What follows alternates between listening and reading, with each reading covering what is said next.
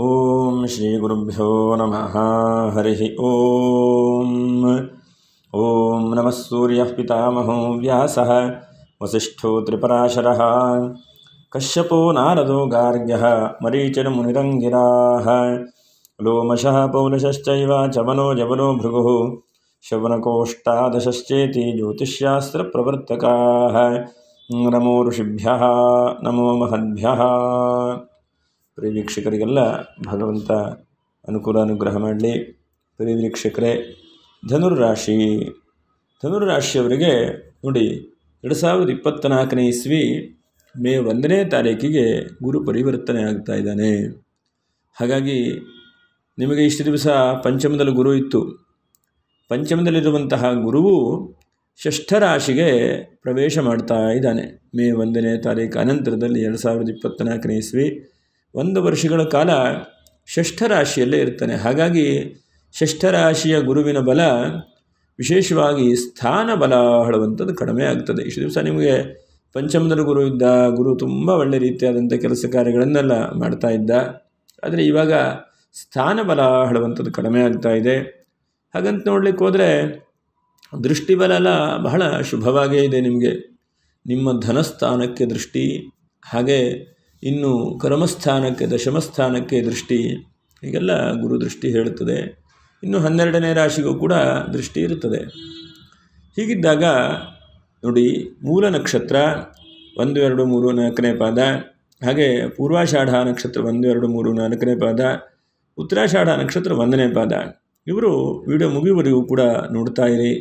ನಿಮಗೆ ಈ ನವಗ್ರಹಗಳಲ್ಲಿ ಪ್ರಧಾನವಾದಂತಹ ಗುರುವಿಂದ ಏನು ಸಮಸ್ಯೆಗಳು ಬರುತ್ತೆ, ಏನು ತೊಂದರೆಗಳಾಗುತ್ತೆ ಎಂಬಂತಹ ಎಲ್ಲ ವಿಷಯಗಳನ್ನು ತಿಳಿಸ್ಕೊಡ್ತಾ, ಮತ್ತು ನಕ್ಷತ್ರ ಪರಿಹಾರಗಳನ್ನು ಕೂಡ ವಿಶೇಷವಾಗಿ ತಿಳಿಸ್ಕೊಡ್ತೇನೆ.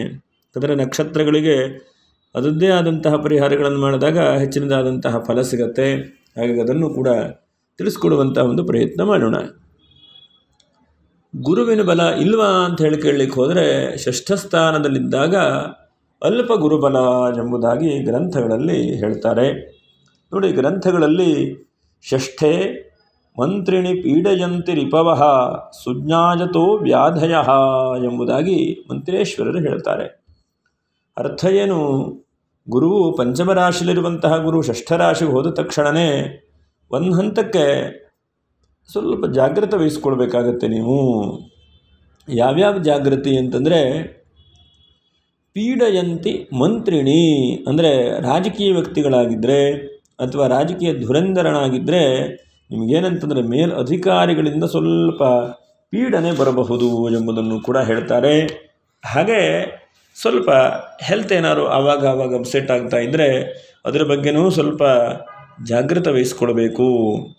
ಸುಜ್ಞಾಯ ಸಹ, ವಿಶೇಷವಾಗಿ ಏನಾದ್ರು ವಿದ್ಯಾರ್ಥಿಗಳೆಲ್ಲ ಓದ್ತಾ ಇದ್ದರೆ ಸ್ವಲ್ಪ ಆಲಸ್ಯತನ ಬರಬಹುದು, ಅಥವಾ ಓದುವಾಗ ತಲೆನೋವು ಬರುವಂಥದ್ದು, ಕತ್ತು ನೋವು ಬರುವಂಥದ್ದು, ಈಗೇನಾಗಿದೆ ಎಲ್ಲ ಲೌಕಿಕವಾದಂಥ ಜಗತ್ತು, ಮೊಬೈಲ್ ನೋಡುವಂಥದ್ದು, ಬೇರೆ ಬೇರೆ ಇದಕ್ಕೆ ಟೈಮ್ ಹೋಗಿಬಿಡುತ್ತೆ, ಅಧ್ಯಯನಕ್ಕೆ ಸಮಯ ಕಡಿಮೆ ಆಗುತ್ತೆ. ಹಾಗಾಗಿ ಇಷ್ಟು ವಿಷಯಕ್ಕೆ ಬಹಳ ಮುಖ್ಯವಾಗಿ ನೀವು ಜಾಗೃತೆ ವಹಿಸಿ ಎಂಬುದನ್ನು ಕೂಡ ಈ ಸಮಯದಲ್ಲಿ ನಾವು ಹೇಳಬಹುದು.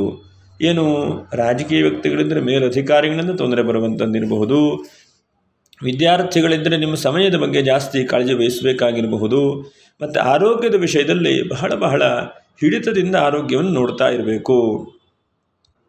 ದೀರ್ಘಕಾಲಿಕವಾದಂತಹ ಅನಾರೋಗ್ಯಗಳಿದ್ದರೆ ಅದರ ಬಗ್ಗೆ ಗಮನಿಸಿ ಎಂಬುದನ್ನು ಕೂಡ ಶಾಸ್ತ್ರಗಳಲ್ಲಿ ಹೇಳ್ತಾರೆ.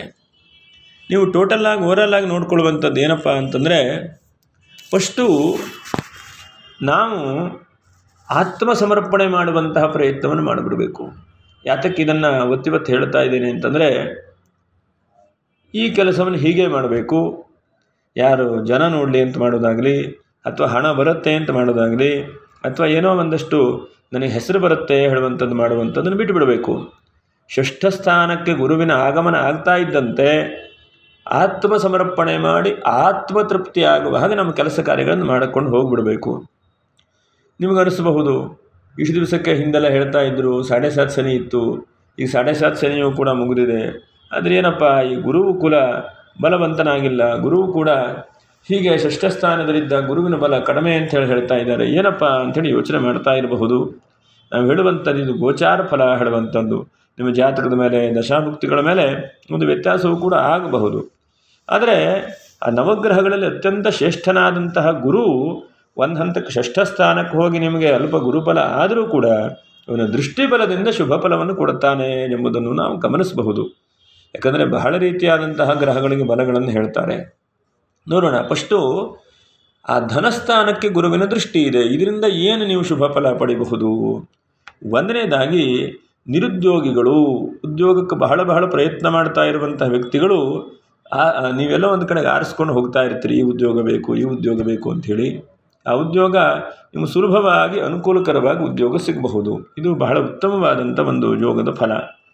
ಹಾಗೆ ಎರಡನೇದಾಗಿ ಕರ್ಮಸ್ಥಾನ, ಅಂದರೆ ಗೌರ್ಮೆಂಟಿನ ಕೆಲಸ ಆಗಬೇಕು, ಬಹಳ ಎಕ್ಸಾಮ್ ಬರೀತಾ ಇದ್ದೇನೆ, ಅಥವಾ ಬ್ಯಾಂಕ್ದಲ್ಲಿ ಯಾವುದೋ ಒಂದು ಎಕ್ಸಾಮ್ನಲ್ಲಿ ಪಾಸ್ ಆದ್ರಪ್ಪ ನನಗೆ ಗೌರ್ಮೆಂಟು ಕೆಲಸ ಸಿಗತ್ತೆ, ಅಥವಾ ಎಲ್ಲೋ ಒಂದು ಕಡೆಗೆ ನಾನು ಹೋಗಿ ಯಾರನ್ನೋ ಮೂಲಕವಾಗಿ ಗೌರ್ಮೆಂಟಿಗೆ ಅಪ್ಲಿಕೇಶನ್ ಹಾಕಿದ್ದೇನೆ, ಅಪ್ಲಿಕೇಶನ್ ನನಗೆ ಸಿಗುತ್ತೋ ಇಲ್ಲೋ ಅಥವಾ ಕೆಲಸ ಆಗುತ್ತೋ ಇಲ್ಲೋ, ತುಂಬ ಜನ ಇದ್ದಾರೆ ಕ್ಯೂ ಅಲ್ಲಿ. ಹೀಗೆಲ್ಲ ಇದ್ದರೆ ಆ ದಶಮ ಸ್ಥಾನದ ದೃಷ್ಟಿಯಿಂದ ಒಂದು ಪರ್ಮನೆಂಟ್ ಆದಂಥ ಕೆಲಸ ಆಗಬಹುದು ಎಂಬುದನ್ನು ಗಮನಿಸಬಹುದು. ಹಾಗೆಯೇ 12ನೇ ರಾಶಿಗೂ ಕೂಡ ದೃಷ್ಟಿ ಇದೆ. ಅಧಿಕವಾದಂಥ ಖರ್ಚು ಕೂಡ ಆಗಬಹುದು. ನಿಮಗೆ ಧನಸ್ಥಾನಕ್ಕೆ ಹಣ ವಿಶೇಷವಾಗಿ ಬಂದರೂ ಕೂಡ ಖರ್ಚು ಕೂಡ ಧರ್ಮದ ವಿಷಯವಾಗಿ, ಅಥವಾ ಭೂಮಿ ಕೊಂಡುಕೊಳ್ಳುವಂಥ ವಿಷಯವಾಗಿ, ಅಥವಾ ಕೃಷಿಯ ವಿಶೇಷವಾದಂತಹ ರೀತಿಯಲ್ಲಾಗಲಿ, ಅಥವಾ ಯಾವುದೋ ಒಂದು ಹಿಂದೆ ಒಂದು ಜಮೀನು ನಾನು ಹಿಂದೆ ಕೊಟ್ಟುಬಿಟ್ಟಿದೆ, ಕಷ್ಟ ಇದ್ದಾಗ ಪುನಃ ಅದೇ ಜಮೀನು ನನ್ನ ಪಿತ್ರಾರ್ಜಿತ ಆಸ್ತಿ, ಅಥವಾ ಅಪ್ಪ ಅಜ್ಜ ಕುಟುಂಬದ ಆಸ್ತಿ, ಅಥವಾ ನಮ್ಮ ಬಹಳ ಬೇಕಾದಂಥವರ ಆಸ್ತಿ ಅಂಥೇಳಿ ನೀವೇ ಹೋಗಿ ಕೊಂಡುಕೊಳ್ಬಹುದು. ನೋಡಿ, ಅವನು 12ನೇ ರಾಶಿಯಲ್ಲಿದ್ದಾನೆ. ಯಾವ್ಯಾವ ರಾಶಿಯಲ್ಲಿ ಕಳ್ಕೊಂಡಿದ್ದೀರೋ ಕುಜನ ರಾಶಿಯಲ್ಲಿ ಪುನಃ ಪಡೆಯಲಿಕ್ಕೆ ನೀವು ಪ್ರಯತ್ನ ಮಾಡ್ತೀರಿ. ಅದು ಜಾಸ್ತಿಯಾದಂಥ ಪ್ರಯತ್ನ, ಸ್ವಲ್ಪ ಪ್ರಯತ್ನ ಅಲ್ಲ ಅಂಥೇಳಿ, ಶತಪ್ರಯತ್ನ ಅಂತ ಹೇಳ್ತೇವೆ. ಅಂತಹ ಆ ಶತಪ್ರಯತ್ನವನ್ನು ಕೂಡ ನಿಮಗೆ ಗುರು ಮಾಡ್ತಾನೆ. ಹಾಗೆ ಅವನ 12ನೇ ಸ್ಥಾನಕ್ಕೆ ದೃಷ್ಟಿ ಇರೋದ್ರಿಂದ ಏನಾದರೂ ಕೂಡ ನಿಮಗೆ ನಿದ್ರೆಯಲ್ಲಿ ತೊಂದರೆ ಆಗಿದ್ದರೆ, ಅಥವಾ ಮನೆಯಲ್ಲಿ ಏನಾದರೂ ಅರ್ಧಂಬರ್ಧ ಮನೆ ನಿಂತು ಹೋಗಿದ್ದರೆ, ಅನಂತರದಲ್ಲಿ ಯಾವುದೋ ಒಂದು ಧರ್ಮ ಕಾರ್ಯವನ್ನು ಮಾಡಬೇಕು, ಅಥವಾ ದೇವರ ಕೆಲಸ ಮಾಡಬೇಕು ಅಂದ್ಕೊಂಡಿರ್ತೀರಿ. ಹಾಗಂತ ಹೇಳೋಕ್ಕೆ ಒಂದು ಹಂತಕ್ಕೆ ಎಲ್ಲ ಆರ್ಥಿಕವಾದಂಥದ್ದನ್ನು ಕೂಡ ಸೇರಿಸಿರ್ತೀರಿ. ಆದರೆ ಅದು ಮುಂದೆ ಹೋಗ್ತಾ ಇರುತ್ತೆ. ಆದರೆ ಅಂತಹದ್ದಕ್ಕೆ ಶುಭವಾದಂಥ ಅವಕಾಶಗಳನ್ನು ಕೂಡ ಗುರು ನೀಡಬಹುದು. ನೋಡಿ, ಇದೆಲ್ಲ ಒಳ್ಳೆ ರೀತಿಯಾದಂಥ ಫಲಗಳನ್ನು ಕೊಡಬಹುದು. ಹಾಗೆ ಇನ್ನೊಂದು ಬಹಳ ಮುಖ್ಯವಾಗಿ ಗುರು 2ನೇ ಸ್ಥಾನ ನೋಡ್ತಾ ಇರೋದ್ರಿಂದ ಈ ಕೋರ್ಟು ಕಚೇರಿಯಲ್ಲಿ ಕೆಲಸ ಮಾಡ್ತಾ ಇರುವಂತಹ ವ್ಯಕ್ತಿಗಳಿಗೆ ಬಹಳ ಶುಭವನ್ನು ಉಂಟು ಮಾಡ್ತಾರೆ. ಮತ್ತು ಅದರ ಜೊತೆಯಲ್ಲಿ ವಾಕ್ಸ್ಥಾನ ಸಿದ್ಧಿಯಾಗತ್ತೆ. ಯಾರಾದರೂ ತಪಸ್ವಿಗಳು, ಅನುಷ್ಠಾನ ಮಾಡ್ತಾ ಇರುವಂಥವರು, ಸಾಧು ಸಜ್ಜನರು, ಅಥವಾ ಸನ್ಯಾಸಿಗಳು, ಉಪಾಸಕರು, ವಿಶೇಷವಾಗಿ ಉಪಾಸಕರಿಗಿದು ಬಹಳ ಒಳ್ಳೆಯದಾದಂಥ ಸಮಯ.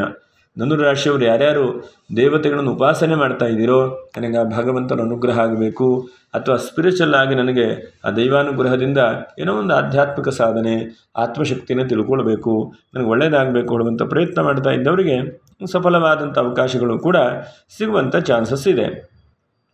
ಇಷ್ಟೊಂದು ಶುಭಕರವಾದಂಥ ಫಲಗಳನ್ನು ಗುರು ನೀಡುತ್ತಾನೆ. ಆದರೂ ಸ್ವಲ್ಪ ನಿಮ್ಮ ದಶಾಭುಕ್ತಿಗಳಲ್ಲಿ ತೊಂದರೆ ಇರುವಂಥವರು, ಅಥವಾ ಸಣ್ಣ ಪುಟ್ಟ ಸಮಸ್ಯೆಗಳಿರುವಂಥವರು ಒಂದು ಹಂತಕ್ಕೆ ಪರಿಹಾರಗಳನ್ನು ಕೂಡ ಹೇಳ್ತೇನೆ, ಅದನ್ನು ಕೂಡ ನೀವು ಮಾಡಿಕೊಳ್ಳಿ.